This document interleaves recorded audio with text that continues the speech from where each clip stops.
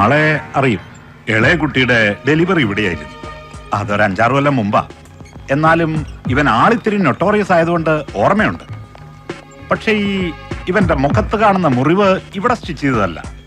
അന്ന് ഇവന്റെ ഭാര്യയുടെ ഡെലിവറി കഴിഞ്ഞപ്പോ എന്തോ ചില ചെറിയ കോംപ്ലിക്കേഷൻ ഉണ്ടായതാ.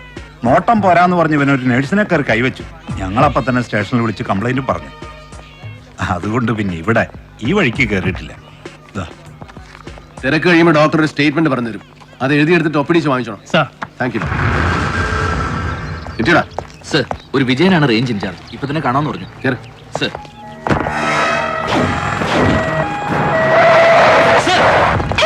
വിട്ടോ.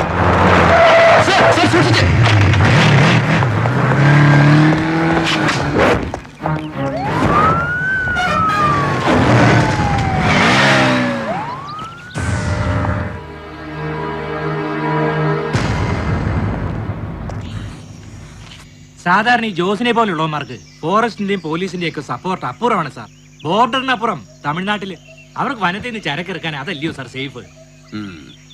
ഇവിടെ നിന്നൊന്നുകിൽ ടോപ്പ് സ്റ്റേഷൻ കട്ട് ചെയ്ത് സേതുപാർവതിപുരം അല്ലെങ്കിൽ എല്ലപ്പെട്ടി, അതുമല്ലെങ്കിൽ കൂടുതൽ ബന്ധപ്പെട്ട് ബോഡിമേട്ട് വഴി ബോർഡർ ക്രോസ് ചെയ്ത് പന്നിയാർ പൂപ്പാറ സേനാപതി വഴി ഫോറസ്റ്റ് റോഡിൽ രാജാക്കാട്.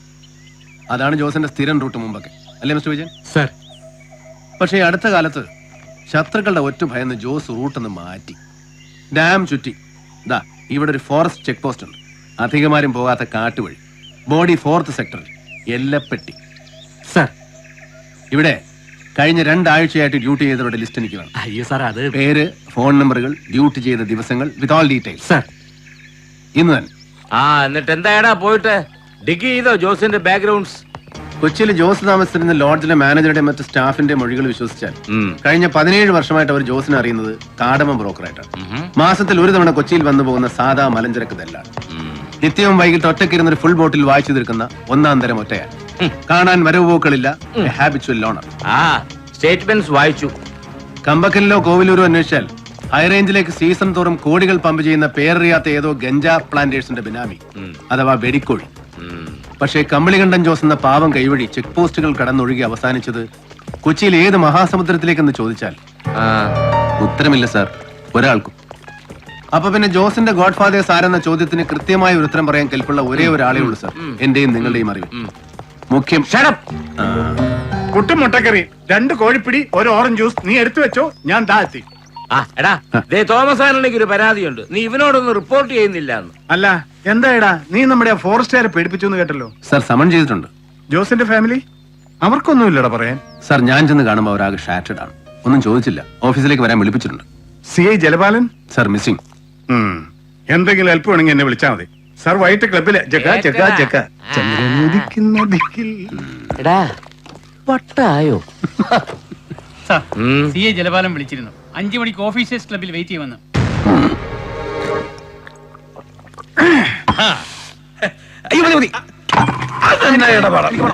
ഇരുന്നാലേ ആ നാറി വന്ന് കയറി ജോയിക്ക് ചുമ്മാ കുരുമുട്ടും. പിന്നെ മറ്റോമാരെ സ്പിരിറ്റിന്റെ ബാക്കി തീർത്തിട്ടില്ലേ? തീർപ്പിച്ചോളാവേ, അളിയൻ ചെല്ല്. ആ നാരി വരുമ്പോ പിടിച്ചിരുത്തി ഒരെണ്ണം ഒഴിച്ചോട്, ഞാനൊന്ന് പെടിപ്പിച്ചേച്ച് വരാം. അയ്യോ,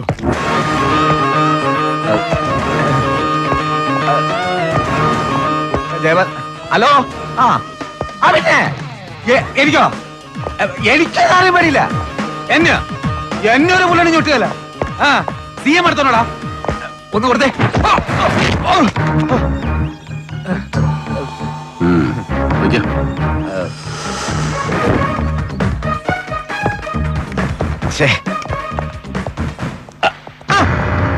ഹലോ ജലപാലൻ, ഓർമ്മയുണ്ടോ? ഒരിക്കൽ നമ്മളൊന്ന് കൂടിയിട്ടുണ്ട്, ഒരു 4 കൊല്ലം മുമ്പ്. അങ്ങ് തൃശ്ശൂരില് നമ്മൾ ഓഫീസിൽ സ്റ്റേറ്റ് മീറ്റ് കിടക്കുമ്പോ കാസിനോവില്. അത് പിന്നെ നമ്മൾ രണ്ടുപേരും സർക്കിളാ. തൃശ്ശൂർ സ്റ്റേറ്റ്മെന്റ് നടക്കുമ്പോൾ ഞാൻ സസ്പെൻഷനില്ല, പങ്കെടുത്തിട്ടില്ല. അയ്യോ, അപ്പൊ പിന്നെ നമ്മള് കണ്ടിട്ടില്ല. കറക്റ്റ്. എന്നാ പിന്നെ നമ്മളൊരു ബാച്ചാ. ഞാൻ പിന്നെ കണ്ട ഐജിനും മറ്റേവറ്റൊന്നും കാലിലും കോപ്പയിലും ഒന്നും പിടിക്കാൻ പോവാത്തവരാ. അതുകൊണ്ട് AC ആയില്ല. എങ്ങനെ ഒന്ന് ഒഴിക്കട്ടെ. പിന്നെ ഈ ജോസിന്റെ കേസ് അതറിയാൻ ആശാൻ എന്നെ വിളിപ്പിച്ചെങ്കില് അവനെ അറിയും, കണ്ടിട്ടുണ്ട്. എങ്ങനെ ഓണം, വിഷു, ക്രിസ്മസ്, പള്ളിപ്പെരുന്നാള്, തിരുവാതിര അവൻ എന്ന് കീർത്തി അക്രമവും വാങ്ങിച്ചിട്ടുണ്ട്. ആ പിന്നെ അവൻ ചത്തത് എങ്ങനെയാണെന്ന് ചോദിച്ചാല് അത് ചിലപ്പോ അല്ല അന്വേഷിച്ചിട്ടില്ല, അന്വേഷിക്കാനോട്ട് ഉദ്ദേശവും ഇല്ല. പിന്നെ ആചാരേ, ഈ ജോസിന്റെ ഇടപാടെ തമിഴന്മാരുമായിട്ടായിരുന്നു. തീർത്തത് അവര് തന്നെ, തർക്കത്തില് സാക്ഷാൽ ബെൽറ്റ് ബോംബിന്റെ ആൾക്കാര്. ഒന്നാളിയാ ഐറ്റന്റ് കമ്മീഷണറാന്നോ ഇന്ത്യൻ പ്രധാനമന്ത്രിയാന്നോ ഒരു നോട്ടം ഇല്ലാത്തവന്മാരാ, ആച്ചിക്കളയും. അതുകൊണ്ട് അളിയനൊരു കാര്യം ചെയ്യും. ഞാൻ ഈ കാട്ടുമൂലന്ന് ഇല്ലാത്ത കാശിന് ഡീസൽ ഒഴിച്ചോണ്ട് ഇവിടെ വരെ വന്നതേ ഇത് പറയാനാ. അളിയൻ അന്വേഷിച്ചു, തെളിവൊന്നും ഇല്ലാന്ന് പറഞ്ഞ് റിപ്പോർട്ട് എഴുതി കൊടുക്ക. പാട്ടം മടക്കിക്കളാ, ഡേഞ്ചറാ. ശരി, അപ്പൊ കാണാം. താങ്ക്സ്. ആശാനെ, ഞാൻ അന്വേഷിച്ചിടത്തോളം വീട്ടിൽ നല്ല കിളി പോലൊരു ഭാര്യയും ആവുന്നില്ലാത്തൊരു ചെക്കനും അളിയൻ ഈ വേണ്ടാത്ര കയറി ചൊറിഞ്ഞിട്ട് അവന്മാരും വല്ല വണ്ടി ഓടിച്ച് നെഞ്ചത്ത് കയറ്റി തീർത്ത് കളഞ്ഞാലേ പിന്നെ ഭാര്യയും കൊച്ചിനെയും പണിയാക്കല്ലേ പൊന്നെ.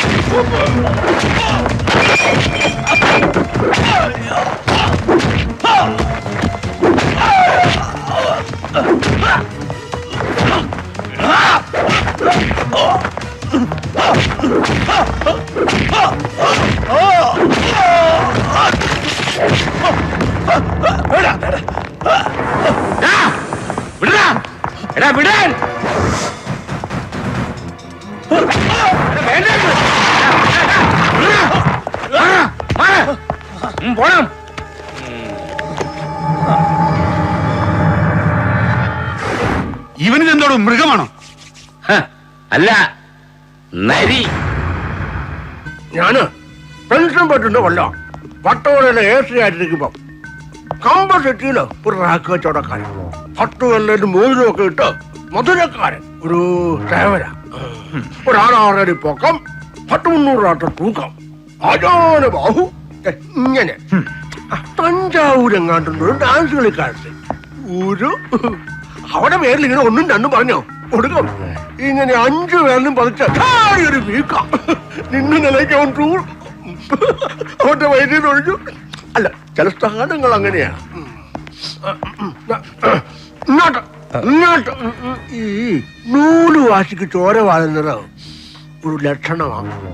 ഇച്ചിരി പഞ്ഞിട്ടൊന്ന് കൊടുക്കല്ല. നീ ഭദ്രയോട് സംസാരിക്കും. ബാലു ഇവിടെയുണ്ട് രണ്ടുപേരും. ഞാൻ വിളിച്ചോളാം.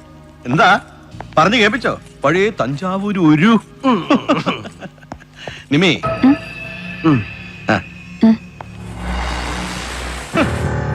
നല്ല കയ്യൂക്ക്, നല്ല കായബലം, നല്ല ബുദ്ധി, നല്ല തണ്ടല്, നല്ല തന്തയ്ക്ക് പിറവി,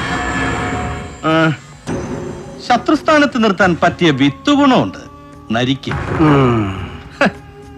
നല്ല പേരും. ഇഷ്ടമല്ലേ നരിയെ? ഏയ് അതല്ല, കിട്ടിയിട്ടുണ്ട്. അത് ഞാൻ പിന്നെ നമുക്ക് ഈ കണ്ട നാലുകാട്ടൊന്ന് സ്ട്രീറ്റിൽ കിടന്ന് ഫൈറ്റ് വേണ്ടല്ലോ എന്ന് വെച്ചിട്ടാ. അത് അന്തസ്. നിന്റെ തന്ത വലിയ മൈസ്ട്രേറ്റ് ആയിരുന്നല്ലോ. മാന്യത കാണിക്കാം മരിച്ചു കിടക്കുമ്പോ. ജോസിന്റെ ഭാര്യ വത്സമ്മ.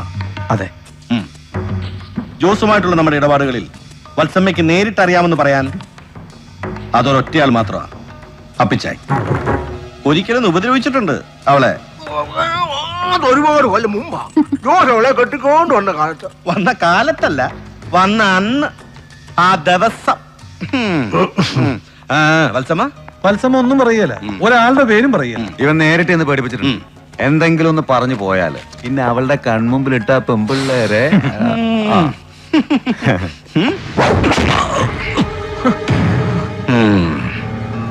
ഏതോ ഒരു നരേന്ദ്രൻ വന്ന് നീട്ടെഴുതി തന്നപ്പോ എന്നോട് അനുവാദം വാങ്ങാതെ അങ്ങോട്ട് ചെന്ന് എരന്ന് വാങ്ങിച്ചതിന്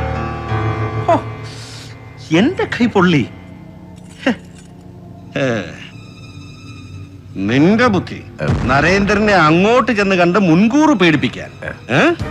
സേതു ശരീരം മാത്രമേ വിലക്കെടുക്കാറുള്ളൂ, മസിലായിട്ടും മാംസമായിട്ടും. ബുദ്ധി വിലയ്ക്ക് വാങ്ങാറില്ല പുറത്തുനിന്ന് ഒരുത്തനോടും. നിന്റെ ചെറുനെല്ലിക്കാൻ മുഴുപ്പുള്ള ബുദ്ധി കൊണ്ട് സംരക്ഷിക്കാൻ നോക്കിയാല് അതിലടങ്ങില്ല. അത്രക്ക് വലുതാടാ സേതുവിന്റെ സാമ്രാജ്യം.